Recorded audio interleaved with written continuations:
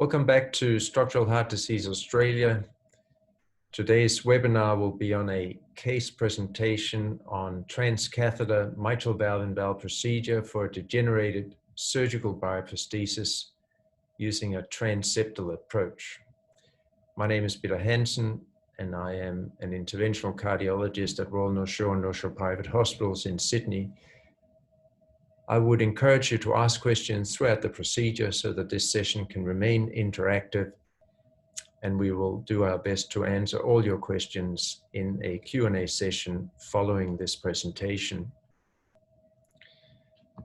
So mitral surgical bioprosthetic valves can fail in a variety of ways, and there are multiple mechanisms. Functionally, you can present with mitral stenosis, mitral regurgitation, or a mixture of both, as is seen on these images. If you look at the background, structural valve degeneration of mitral surgical bioprosthetic valves start to occur around 5 to 10 years after the index operation. Treatment for this condition has been surgery, and it remains probably the gold standard at present. And up to a third of patients will require surgery or a redo mitral valve replacement 10 years after the initial operation. However, redo mitral valve surgery is associated with significant morbidity and mortality. And in the era of percutaneous transcatheter therapies, an alternative strategy has emerged for treatment of these patients, namely that of transcatheter mitral valve-in-valve procedure. So you've got a patient with a failed mitral surgical bioprosthesis. How do you decide whether to refer them for redo mitral valve surgery or transcatheter mitral valve-in-valve procedure, which is now the alternative? And if you choose a transcatheter approach, will it be via the transapical or transeptal approach? To answer the last question first, let me take you through this slide. On the left here, we have a surgical bioprosthesis, and we have placed a transcatheter heart valve inside the surgical bioprosthesis. And this is the aim of the transcatheter-based therapy that we use to treat a failed surgical bioprosthesis. How do we get this transcatheter valve to the mitral surgical prosthesis? Originally, it was via a transapical approach. This involved a surgical cut down, and we entered via the apex of the heart and delivered the valve, the transcatheter heart valve, to the mitral surgical bioprosthesis via the left ventricle. The problem with this procedure is that it was associated with significant morbidity and some excess mortality because of the transapical and surgical nature of the procedure. The patients were left with some apical left ventricular dysfunction following the procedure, and the recovery was prolonged. Since then, an alternate approach or access route has become available, namely that of the transeptal approach. In this procedure, we gain access through the right femoral vein. We pass the surgical or the transcatheter heart valve up through the IVC to the right atrium. We cross the interatrial septum, and we emerge in the left atrium above the mitral valve prosthesis. And this is from this approach, it is from this approach that the transcatheter heart valve is delivered. If we look at the outcomes following transapical and transeptal transcatheter mitral valve-in-valve procedures, you can tell here from a very recent review that the 30-day mortality after a transapical approach is approximately twice that of a transeptal approach. And so therefore, the transapical approach is really not used very much anymore. So I return to the original second part of the question. How do we treat patients with a failing mitral bioprosthetic valve? By redo surgery or by a transcatheter valve-in-valve, mitral valve-in-valve procedure via the transeptal approach? To answer this question, we go to a recent review by Sengupta et al., where they compared the outcomes, the clinical outcomes of isolated mitral valve replacement against those of transcatheter mitral valve in-valve procedure for a failing mitral surgical bioprosthesis. On the left here, and this is the summary slide of this study, on the left here, you've got the outcomes of studies that looked at isolated redo mitral valve surgery. And you can see that the 30-day mortality varied from around 5% up to 15%. If we look at the most recent study by Killick et al., 4,700 patients published in 2019, the mortality rate was around 5% at 30 days. Contrast this with a transcatheter approach.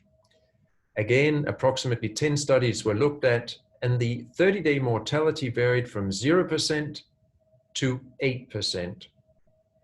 If we look at one of the recent studies and the largest one of 1,500 patients published by Guerrero et al. In November last year, we see that the 30-day mortality is around 5%. Does this mean that redo surgical mitral valve replacement has the same outcome, the same mortality as transcatheter mitral valve and valve procedures? I would put it to you that probably that is not the case, because the two groups here are of different risk profile. And we can look at this further if we do a deep dive into each of the two studies. Let's first look at the surgical study by Killick et al. 4,700 patients, a mean age of 66 years, and an STS score of 8%. If you excluded emergency cases, urgent cases, and endocarditis cases, the 30-day the operative mortality, so the in-hospital mortality, was nearly 5%. The 30-day mortality is 6.6%. Contrast this with the transcatheter study published by Guerrero et al., where 1,500 patients underwent mitral valve and valve, and 1,326 of those, the great majority, had a transeptal approach. Here you can see that the mean age was higher at 73.5 years, and the STS score was also higher at 11%. With 55% having an STS score of more than 8%. The overall mortality in this study, all-cause mortality, was 5% at 30 days. But if you look at the cardiovascular mortality, it was only 2.1% at 30 days. So I return to the summary slide from the study that compared redo surgery with a transcatheter approach. And we can now see that the two study groups indeed are of quite different risk. One has an STS score, which is the predicted 30-day mortality following a surgical operation, of 8%, that of surgery, whereas that of transcatheter-based therapy is 11%. The mean age is quite different, with the transcatheter patients being older. And the 30-day mortality of 5% versus a cardiovascular mortality of 2.1% in a transcatheter group is also different. It's likely, therefore, that the surgical patients were lower risk, and the transcatheter patients were those patients that had been knocked back for surgery or had a contraindication to surgery or were too high risk for surgery.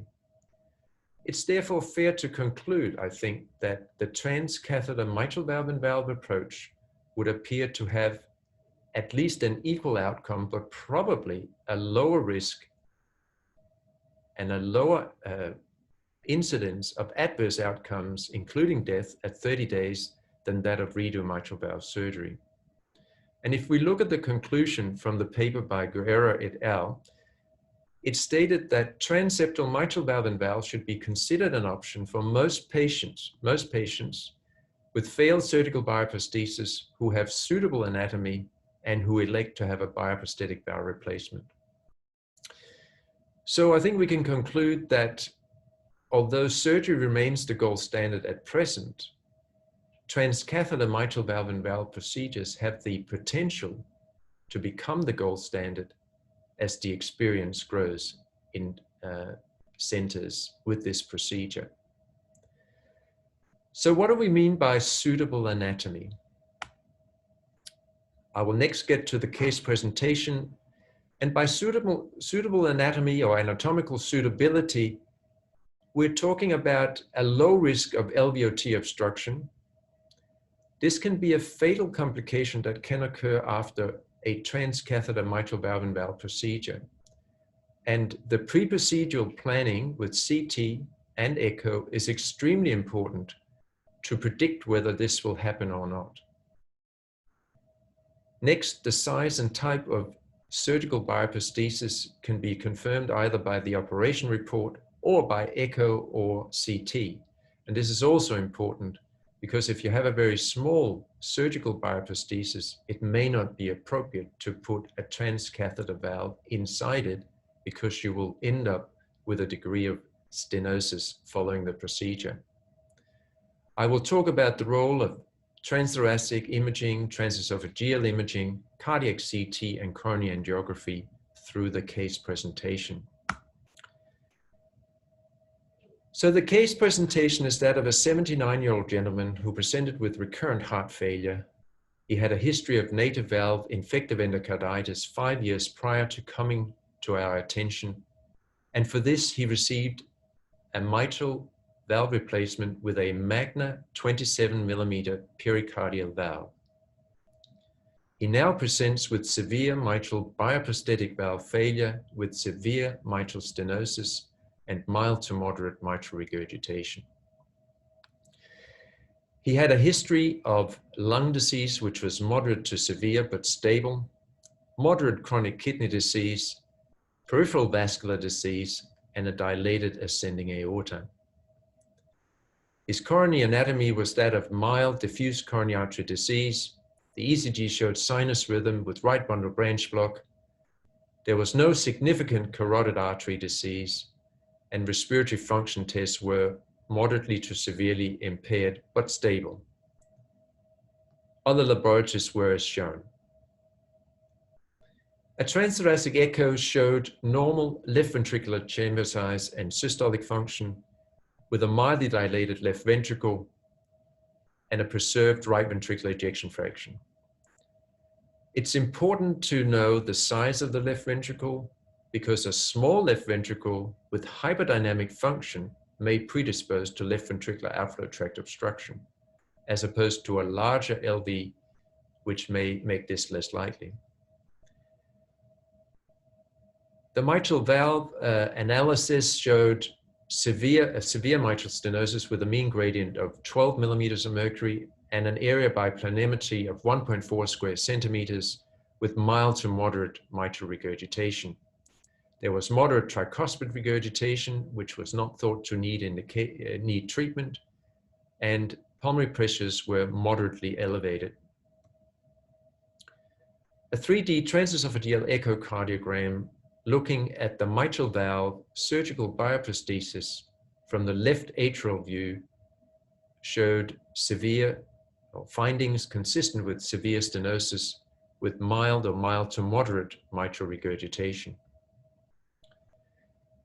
The patient was presented at the heart team.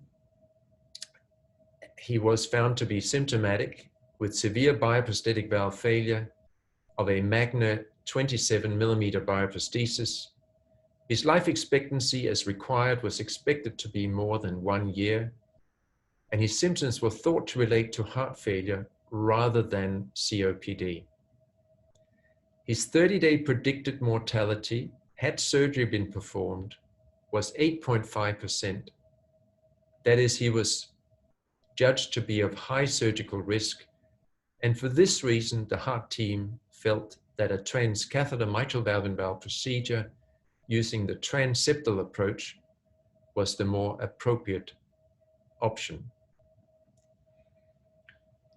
Next, let me take you through the role of cardiac CT in pre-procedural planning. It's important to confirm the size, valve size and type, and this relates, as I told you, to anatomical suitability. It's also important to check the surgical valve post alignment to make sure a post has not been placed in the middle of the LVOT. The most important role of CT is to estimate the risk of LVOT obstruction after you place the transcatheter heart valve inside the surgical bioprosthesis.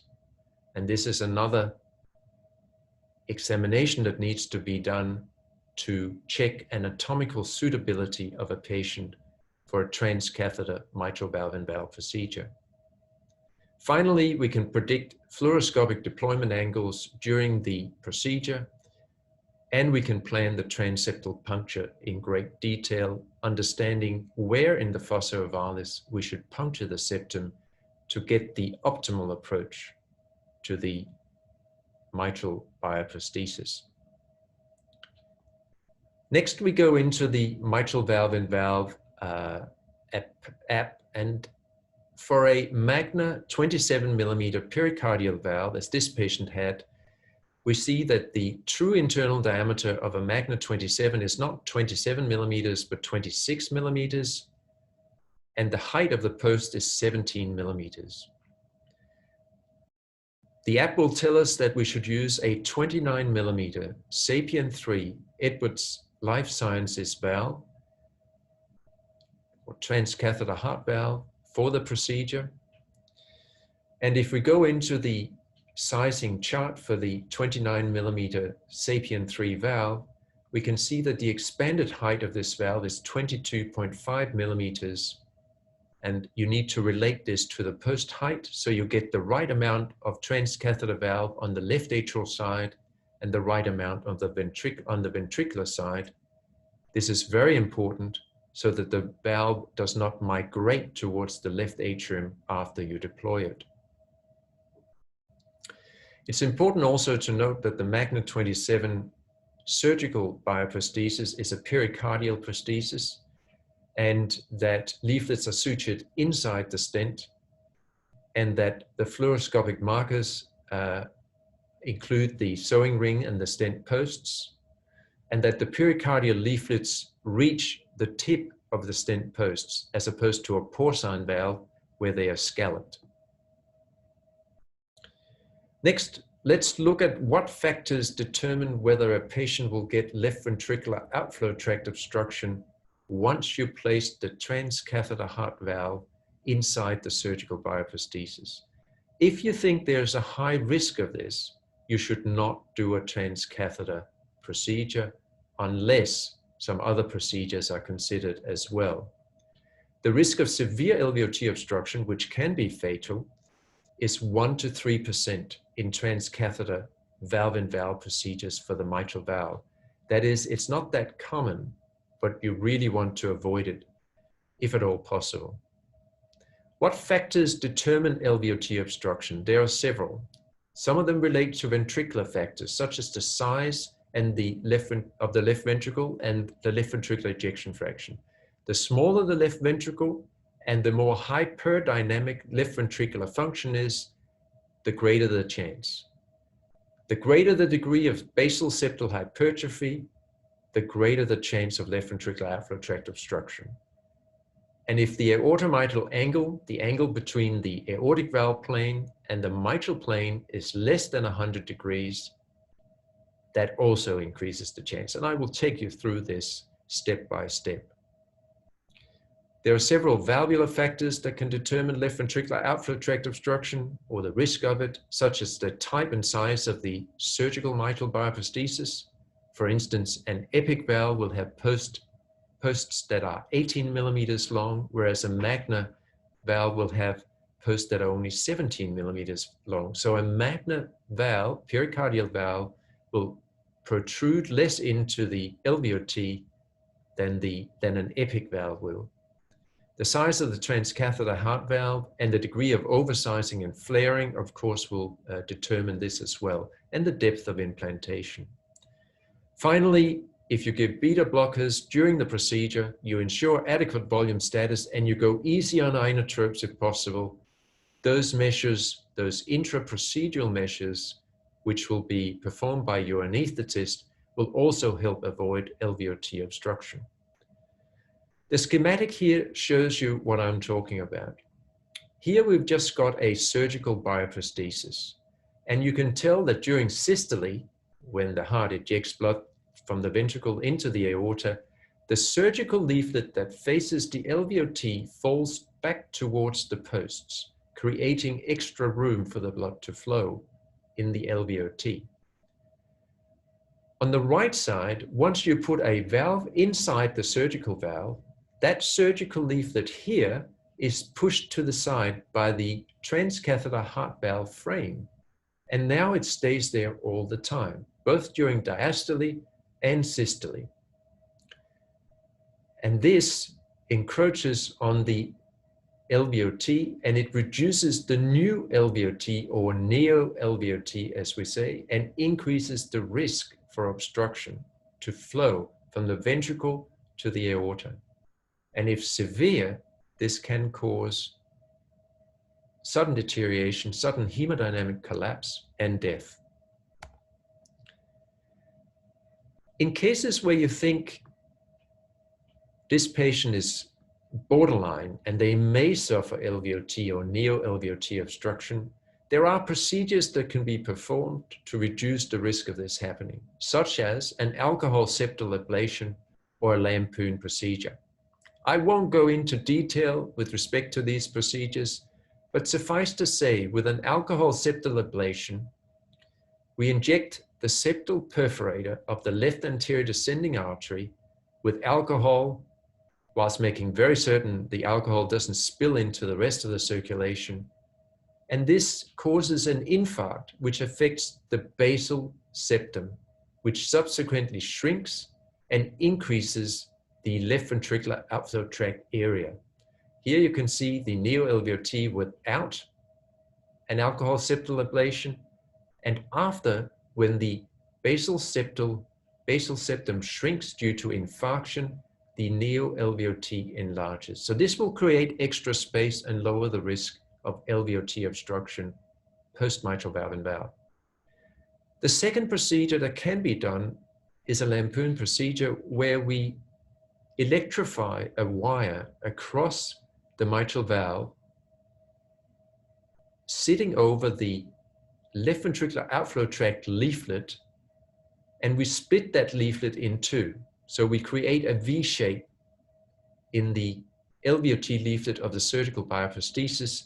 And when the new valve goes in, this will create an open V, which increases the LVOT and lowers the risk of LVOT obstruction. This procedure sounds complicated, but it takes 5 minutes to do, and it's very safe provided you're used to doing it. And it will increase the LVOT area by 10 to 15%. So in borderline cases, this becomes quite important if there are no other options.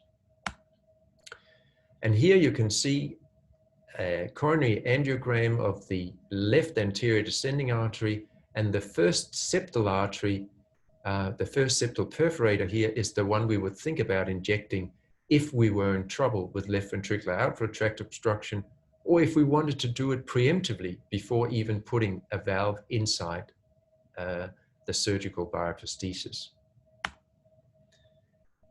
Other things we look at with the CT is the left ventricular size, basal septal hypertrophy, but this of course can be looked at more accurately by echocardiography. We then measure the plane of the aortic valve and the mitral valve, and we look at the aortomitral angle. In the case of our patient, it was 123 degrees, and as long as it's more than 100 degrees, the risk of LVOT obstruction is low. You can imagine here that if the aortomitral angle was 90 degrees and the mitral valve comes across, the mitral surgical bioprosthetic valve comes across this way, it would extend into or protrude into the LVOT at a right angle and take up a considerable amount of space of the remaining LVOT, thus increasing the risk of LVOT obstruction.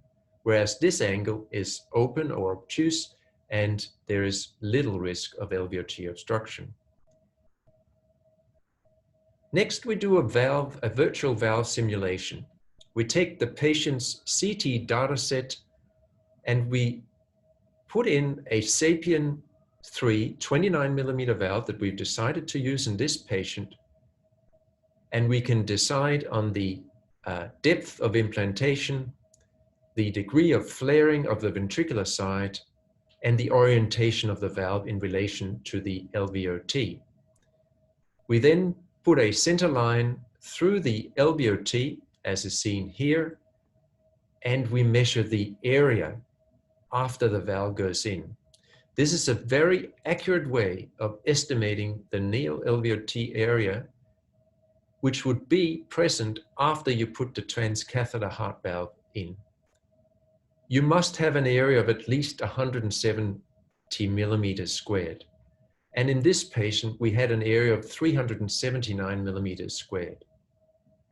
And this is more than adequate. So the risk in this patient of LVOT obstruction post mitral valve and valve was very, very low or non-existent in this patient. Therefore, it was okay to go ahead.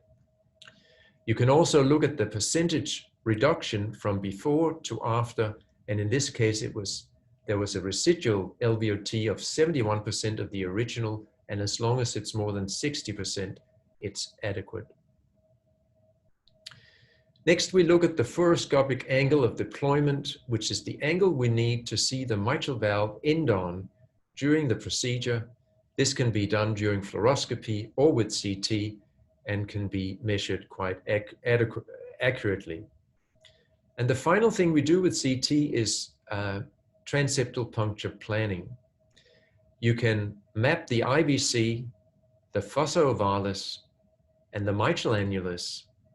And if you go into a left LAO cranial view on fluoroscopy, which can be simulated on the CT, you can check where you want to enter the fossa ovalis, inferior, superior, posterior, anterior, to get the right trajectory to the mitral valve. Typically, we want posterior mid or posterior inferior puncture in the fossa ovalis to get the best access to the mitral valve bioprosthesis. So next, let me take you through the procedural steps. First, which has not been mentioned here, we gain vascular access. This is through the right transfemoral vein. We then do a transeptal puncture, and we do this inferior and posterior and guided by the CT and by transesophageal echo on the day.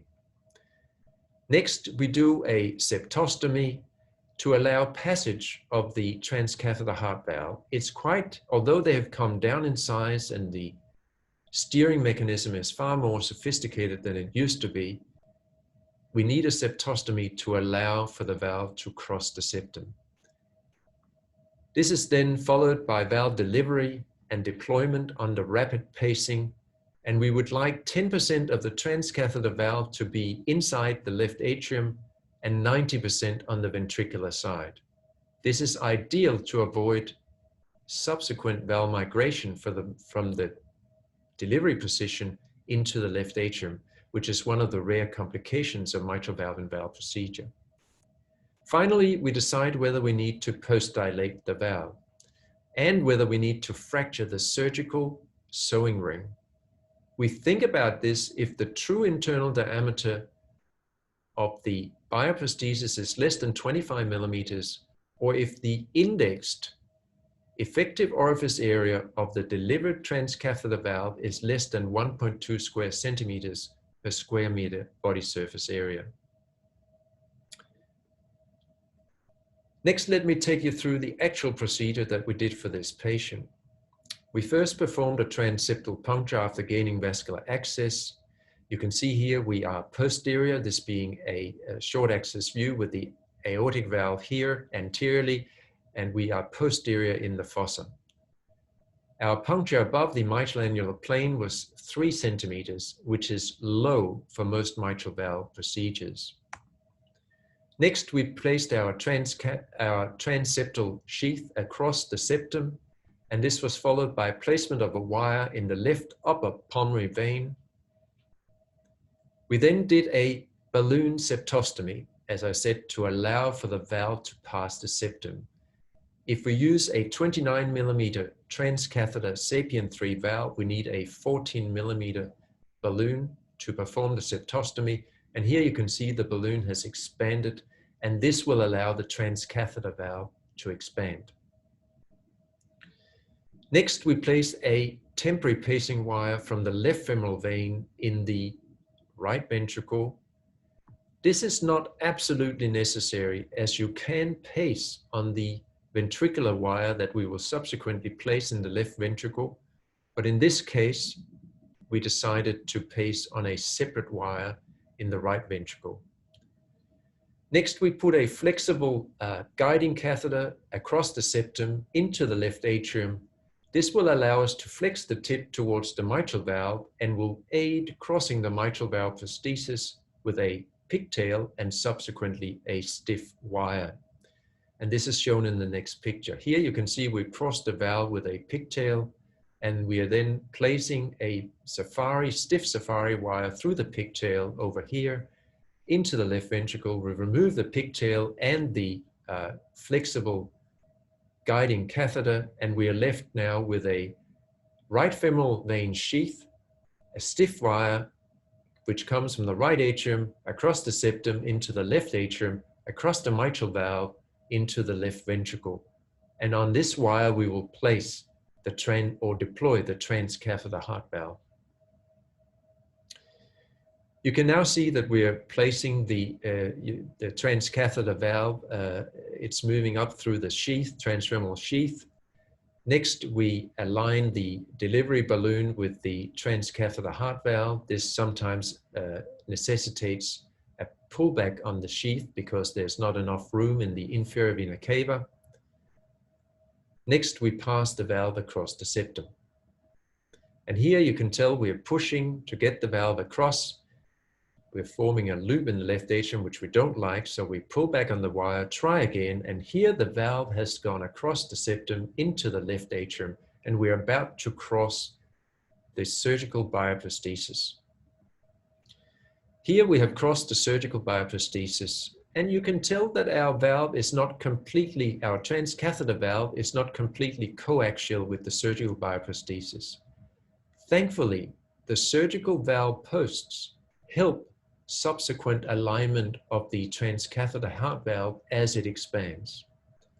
The initial position of the transcatheter heart valve should be so that the marker of the mid portion of the valve is just on the ventricular side of the sewing ring of the surgical bioprosthesis, and the tip of the distal tip of the transcatheter heart valve is at the tip of the surgical posts.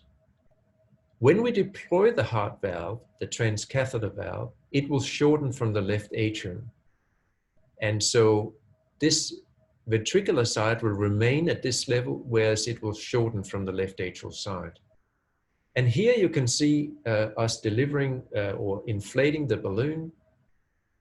Here we inflate the balloon under rapid pacing at 180 beats per minute. The valve is completely deployed. And subsequently, we deflate the balloon, remove it, and we are left with a transcatheter heart valve inside the surgical bioprosthesis. We next measure hemodynamics. We measure the gradient across the mitral valve, and we measure left ventricular outflow tract gradients. And then we examine the valve result by echo.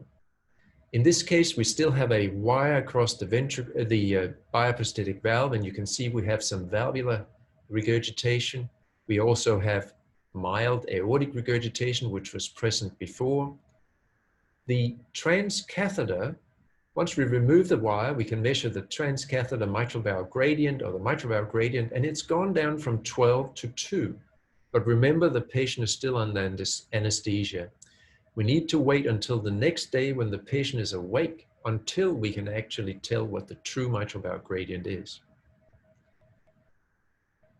On 3D, you can see that the mitral regurgitation has disappeared and the area is substantially increased compared to before. And this is again confirmed here. This is a side-on view from the left atrium, and you can tell the amount of valve protruding into the left atrium from this angle. There's iatrogenic ASD, which will most likely gradually close by itself, and we don't close them in case we ever have to go back. And you can see it's very small on 3D examination. So what particular echocardiographic findings are you, or examinations are you looking for or planning to do when you do a post-procedure transthoracic echocardiogram in a patient who has had a mitral valve-in-valve procedure? Well, first you look at mitral valve function, you look at gradients, degree of regurgitation, leaflet motion. You look at the seating of the valve, whether it has shown any evidence of migration. How much is on the atrial side compared to how much is on the ventricular side. And as I mentioned to you, we would like approximately 10 to 20%, no more, probably 10 to 15% on the left atrial side and the rest on the ventricular side. And we like to see the ventricular side flared because it lowers the risk of migration towards the left atrium of the transcatheter valve. We will obviously like to examine for paravalvular leak, although this is usually determined on the day. Left ventricular outflow tract gradients when the patient is awake and maybe more hyperdynamic than during anesthesia is important, so we check the velocity and gradients again. We certainly look for transcatheter mitral leaflet thrombus. If this is present, this is one mechanism by which the transcatheter mitral valve, or indeed surgical valves, can deteriorate faster and the durability will become under threat. And this is also why we treat transcatheter mitral valves in the mitral valve position inside surgical bioprosthetic valves with warfarin, at least for 3 to 6 months after the procedure, possibly longer term if we're worried. We again examine for the residual iatrogenic ASD, and of course we look for pericardial effusion. And here is the echo on the patient that we treated. You can tell that there's a good distance between the edge of the valve and the basal septum, and there's at least a centimeter from between the two, and this is indicative of an adequate LVOT area. When you put color on, you can see that there is no longer a flow disturbance within the mitral valve, and there is no significant mitral valve regurgitation. We have residual, or persistent, I should say, aortic regurgitation, which hasn't changed. The mitral valve gradient is now 4, and this is not uncommon to see an increase in the gradient as the patient is awake and more hyperdynamic than when under anesthesia. On the other hand, you can tell that there is no significant stenosis nor regurgitation, and you can also tell there's no flow acceleration in the LVOT. This is again shown here. There is no turbulent flow in the LVOT, and it's therefore unlikely the patient has LVOT obstruction. This is confirmed by the LVOT velocity, which is 0.9 meters per second. And as you can see, there is no significant gradient. So to summarize, I have taken you through and documented, or hopefully convinced you, that transcatheter mitral valve-in-valve procedures is a suitable alternative to surgery if the patient is anatomically suited to this procedure, and as long as other valve surgery or bypass surgery is not required. Given the results and outcomes of transcatheter transeptal mitral valve-in-valve procedures, it has the potential to become the new gold standard in time as experience with this procedure increases.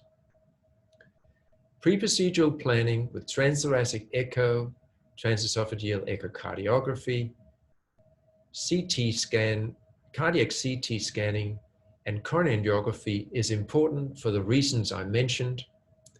And I took you through some of the procedural tips and tricks of the transcatheter transeptal mitral valve-in-valve procedure. There are some unanswered questions about this procedure. The durability of the SAPIEN 3 transcatheter heart valve in the mitral position has not been tested in long-term outcome studies. There is really no reason to think that it should behave any differently to a surgical valve or to a transcatheter valve in the aortic valve position or aortic valve-in-valve position. And those patients have been studied long-term, and the valves tend to do just as well as surgical valves. A valve in the mitral valve position is under less hemodynamic stress than an aortic valve in the aortic valve position, and so for that reason it should last longer. On the other hand, due to a more slow flow situation across the mitral valve due to the smaller pressure difference in diastole between the left atrium and left ventricle, the mitral valve is more prone to thrombus formation. And we know this can happen even in the aortic valve, both for transcatheter heart valves and surgical valves. And we know that this, or we suspect, this may impact on durability of the valve function. And so it's very important to avoid thrombus formation. And for this reason, we recommend oral anticoagulation with warfarin for a period of time after mitral valve-in-valve transcatheter procedures, just like the surgeons do after a surgical mitral valve replacement. It would be nice to have randomized data, but the numbers of mitral valve-in-valve procedures or redo mitral valve surgery in isolation are not great.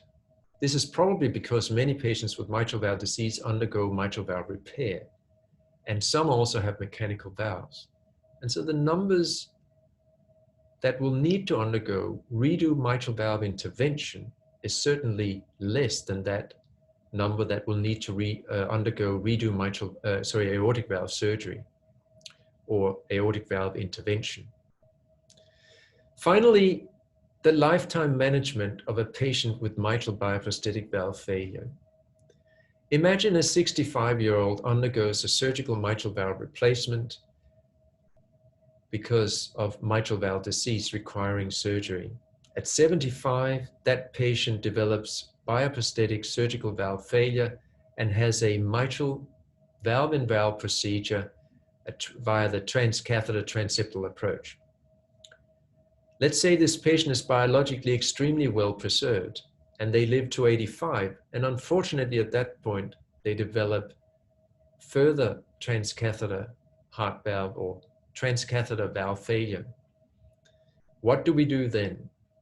Do we treat them with another valve that is a valve-in-valve-in-valve procedure? Or what's the best option?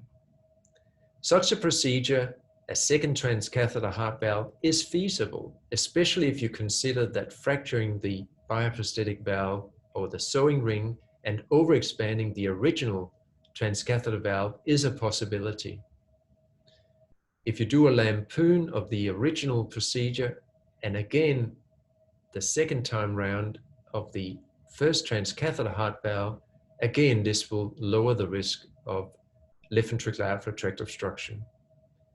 So the lifetime management has not been worked out yet, but this is a hypothetical scenario that we may face in the future if we start doing more transcatheter mitral valve-in-valve procedures.